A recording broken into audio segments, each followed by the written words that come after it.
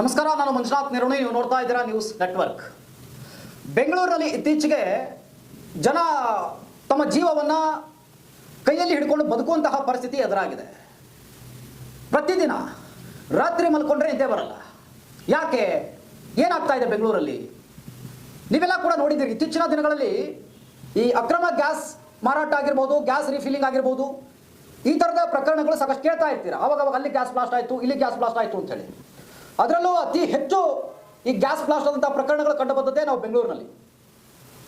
ಬೆಂಗಳೂರಿನಲ್ಲಿ ಅಕ್ರಮ ಗ್ಯಾಸ್ ಮಾರಾಟದ ವಿರುದ್ಧ ಪೊಲೀಸರು ತೊಡೆ ತಟ್ಟಿ ನಿಂತಿದ್ದಾರೆ. ಏನಾದರೂ ಮಾಡಿ ಇದನ್ನು ನಿಲ್ಲಿಸಬೇಕು ಅಂತೇಳಿ. ಆದರೆ ಕೆಲವರು ಕಂಡು ಕಾಣದಂತೆ ಕುಳಿತಿದ್ದಾರೆ ಏನೋ ಅನ್ನುವಂತಹ ಕೆಲವೊಂದಷ್ಟು ಪ್ರಶ್ನೆ ನಮ್ಮ ಮುಂದೆ ಬರ್ತಾ ಇರುತ್ತೆ. ಯಾಕೆ ನಾನು ಈ ಮಾತನ್ನು ಹೇಳ್ತಾ ಇದ್ದೀನಿ ಅಂತ ಹೇಳಿದ್ರೆ, ಬೆಂಗಳೂರಿನ ರಾಜಾನಕುಂಟೆ ಪೊಲೀಸ್ ಠಾಣಾ ವ್ಯಾಪ್ತಿಯಲ್ಲಿ ಈ ಥರ ಇಲೀಗಲ್ ಆಗಿ ಗ್ಯಾಸ್ ಮಾರಾಟ ಮಾಡುವಂಥದ್ದು, ಹಾಗೆ ಮಿನಿ ಗ್ಯಾಸ್ಗಳನ್ನು ಮಾರಾಟ ಮಾಡುವಂಥದ್ದು, ಮತ್ತು ಸ್ಥಳದಲ್ಲಿ ರೀಫಿಲಿಂಗ್ ಮಾಡಿ ಕೊಡುವಂತಹ ಕೆಲಸ ಆಗ್ತಾ ಇದೆ. ಓಡಾಡೋದಕ್ಕೆ ನಮಗೆ ತೊಂದರೆ ಆಗ್ತಾ ಇದೆ, ಬನ್ನಿ ಅಂತೇಳಿ ಕೆಲವರು ಸ್ಥಳೀಯರು ನಮಗೆ ಆರೋಪವನ್ನು ಮಾಡ್ತಾರೆ, ಕರೀತಾರೆ.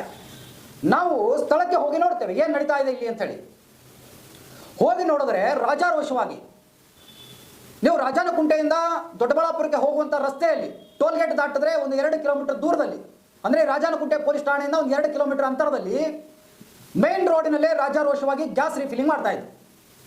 ಅಕ್ರಮವಾಗಿ HP ಗ್ಯಾಸ್ ಹಾಗೂ ಭಾರತ್ ಗ್ಯಾಸ್ ಆಗಿರ್ಬೋದು, ಇನ್ನಿತರೆ ಇಲೀಗಲ್ ಆಗಿ ಮಾರಾಟ ಮಾಡ್ತಾ ಇದ್ರು ಗ್ಯಾಸ್ಗಳನ್ನು.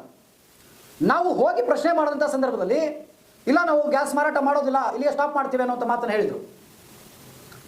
ಆದರೆ ಮತ್ತೆ ಅದೇ ಪ್ರಕಾರವಾಗಿ ಅದು ಸ್ಟಾರ್ಟ್ ಆಗುತ್ತೆ ಅನ್ನುವಂಥ ಕಾರಣಕ್ಕೆ ನಾವು ರಾಜಾನಕುಂಟೆ ಪೊಲೀಸ್ ಠಾಣೆಗೆ ಕಾಲ್ ಮಾಡ್ತೇವೆ. ಸ್ಥಳಕ್ಕೆ ಪೊಲೀಸರು ಬರ್ತಾರೆ, ಗಮನಿಸ್ತಾರೆ. ನೀವು ದೃಶ್ಯದಲ್ಲಿ ಗಮನಿಸಬಹುದು. ಈಗ ನೋಡಿ, ಪೊಲೀಸರು ಬಂದಿದ್ದಾರೆ ಸ್ಥಳಕ್ಕೆ. ನಾವು ಪ್ರೈವೇಟ್ ಕಂಪನಿಯ ಗ್ಯಾಸ್ಗಳನ್ನು ಮಾರಾಟ ಮಾಡೋದಕ್ಕೆ ಬೇಡ ಅಂತ ಹೇಳೋದಿಲ್ಲ.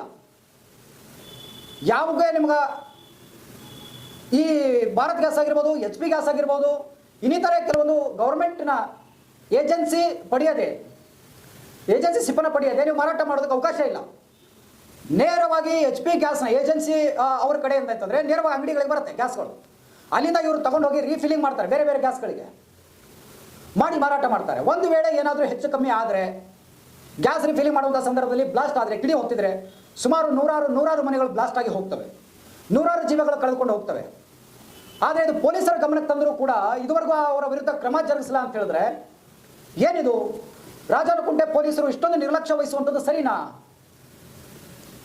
ನಾವು ನಿಮಗೆ ವಿತ್ ಪ್ರೂಫ್ ತೋರಿಸಿದ್ವಿ, ನೋಡಿ ಸ್ವಾಮಿ ಈ ಥರ ಮಾಡ್ತಾ ಇದ್ದಾರೆ, ಈ ಥರ ಇದೆ ಅಂತೇಳಿ.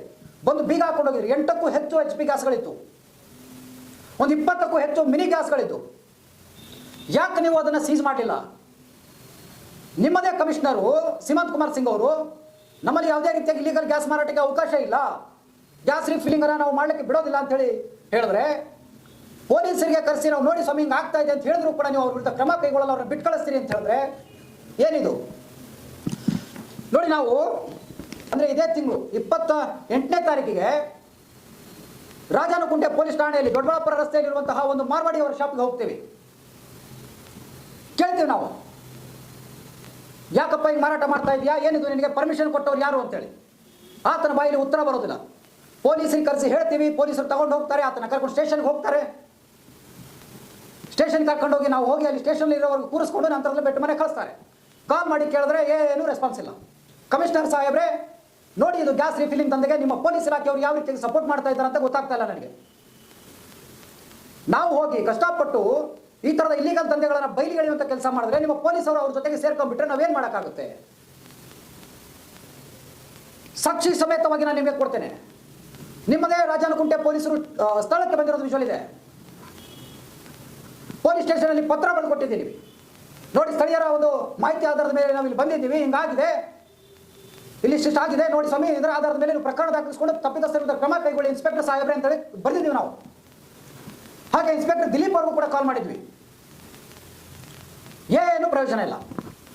ಯಾಕೆ ನೀವು ಬಿಟ್ಟು ಕಳಿಸಿದ್ರಿ? ಅಟ್ಲೀಸ್ಟ್ ದೂರದವ್ರು ಯಾರು ಏನು ಮಾಹಿತಿ ಕೊಟ್ಟಿದ್ದಾರಲ್ಲ ಅವ್ರನ್ನ ಕಾಲ್ ಮಾಡಿ ಈ ಥರ ಹಿಂಗೆ ಇದೆ ಅಪ್ಡೇಟ್ ಏನಾದರೂ ತಿಳಿಸ್ಬೇಕಲ್ಲ. ನೀವು ನಿಮ್ಮ ಮನಸ್ಸಿಗೆ ಬಂದ ಹಾಗೆ ನೀವು ನಡ್ಕೊಂಡ್ರೆ ಪೊಲೀಸರ ಮೇಲೆ ಭರವಸೆ ಇಡೋದು ಹೇಗೆ? ಹಾಗಿದ್ರೆ ಜನರ ಜೀವಕ್ಕೆ ಬೆಲೆನೇ ಇಲ್ವಾ? ಗ್ಯಾಸ್ ಬ್ಲಾಸ್ಟ್ ಆಯಿತು, 4 ಜನ ಸತ್ರು, DCM ಹೋದ್ರು, CM ಹೋದ್ರು, ಮತ್ತಾರು ಹೋದ್ರು, MLA ಹೋದ್ರು, 1 ಲಕ್ಷ ಪರಿಹಾರ ಅವ್ರ ಹೆಣದ ಮೇಲೆ ಇಟ್ಟು ಬರ್ತೀರ. ಅಂತಹ ಘಟನೆಗಳು ನಡೆಯೋಕ್ಕಿಂತ ಮುಂಚೆ ಎಚ್ಚೆತ್ತುಕೊಳ್ರಿ ಅಂತ ನಾವು ತೋರಿಸಿದ್ರೆ, ನಡೀತಕ್ಕಂಥ ಅವ್ಯವಹಾರ ಅನ್ಯಾಯವನ್ನು ಬಯಲಿಗೆಳೆದ್ರೆ ನೀವು ಹೋಗಿ ಅವ್ರ ಜೊತೆ ಕೈ ಜೋಡಿಸ್ತೀರಿ ಅಂತ ಹೇಳಿದ್ರೆ ಏನಿದು? ನೋಡೋಣ, ನಾವು ಸೀಮಂತ್ ಕುಮಾರ್ ಸಿಂಗ್ ಅವರ ಗಮನಕ್ಕೂ ಕೂಡ ತರುವಂಥ ಕೆಲಸವನ್ನು ಮಾಡ್ತೀವಿ. ಏನು ಹೇಳ್ತಾರೆ ಕಮಿಷನರ್ ಅನ್ನುವಂಥದ್ದು ನಾವು ನ್ಯೂಸ್ ನೆಟ್ವರ್ಕ್ನಲ್ಲಿ ಈ ಒಂದು ಸುದ್ದಿಯನ್ನು ಪ್ರಸಾರ ಮಾಡುವ ಮುನ್ನ ಅವ್ರ ಮೇಲೆ ಅಂತಂದ್ರೆ ಕ್ರಮ ಕೈಗೊಳ್ಳಬೇಕು ಅಂತ ಠಾಣೆಯಲ್ಲಿ ಹೇಳಿ ಬಂದಿದ್ದೀವಿ. ಯಾವುದೇ ರೀತಿಯಾಗಿ ಪ್ರಯೋಜನ ಇಲ್ಲ. ಈ ಮೊಂಡತನಕ್ಕೆ ಏನು ಹೇಳಬೇಕು ಅಂತ ನಮಗೂ ಗೊತ್ತಾಗಲ್ಲ. ಸತ್ತವರ ಹೆಣದ ಮೇಲೆ ಪರಿಹಾರದ ದುಡ್ಡು ಇಡೋಕ್ಕಿಂತ ಮುಂಚೆ ತಪ್ಪಿತಸ್ಥರ ವಿರುದ್ಧ ಕ್ರಮ ಕೈಗೊಂಡು ತಪ್ಪಿತಸ್ಥರ ಹೆಡೆಮುರಿ ಕಟ್ಟಿ ಜೈಲಿಗೆ ಕಳಿಸಿದ್ರೆ ಎಲ್ಲವೂ ಸರಿ ಹೋಗುತ್ತೆ. ಪೊಲೀಸರ ಮೇಲೆ ತುಂಬ ನಂಬಿಕೆ ಇದೆ, ಅಪಾರವಾದ ಗೌರವ ಇದೆ. ಬೆಂಗಳೂರು ಪೊಲೀಸರು ಅದನ್ನು ಉಳಿಸ್ಕೊಳ್ಬೇಕಪ್ಪ. ನಾವೇನು ಇಷ್ಟು ಬಿಟ್ಟು ಇನ್ನೇನು ಹೇಳೋಕ್ಕಾಗಲ್ಲ. ಕಮಿಷನರ್ ಅವರ ಗಮನಕ್ಕೆ ತರ್ತೀವಿ. ನೋಡೋಣ ಸೀಮಂತ್ ಕುಮಾರ್ ಸಿಂಗ್ ಅವರು ಕೂಡ ಏನು ಹೇಳ್ತಾರೆ ಅಂತೇಳಿ. ಇಂತಹ ಇನ್ನಷ್ಟು ಅಪ್ಡೇಟ್ ಸುದ್ದಿಗಳಿಗಾಗಿ ನೋಡ್ತಾರೆ ನ್ಯೂಸ್ ನೆಟ್ವರ್ಕ್. ನಾನು ಮಂಜುನಾಥ್ ನಿರೋಡಿ, ಧನ್ಯವಾದಗಳು.